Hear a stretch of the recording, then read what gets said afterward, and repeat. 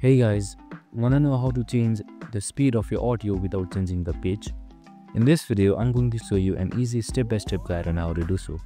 So let's get right into it. Now first off, launch Audacity and import any track that you like. Let's say I have this track right here. Want to know the BPM of your track? So here you can see the speed is normal. But we want to make it faster, let's say a little bit faster, but we don't want the pitch to change as well. So for that, simply double click to select the entire track.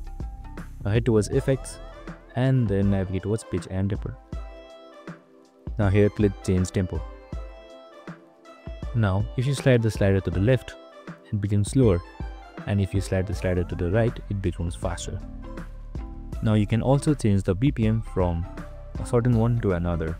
So it's your choice, but I'll just use the slider for easiness this time.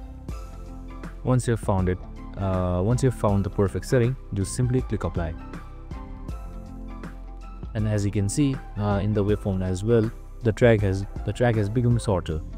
Now just press space to play it.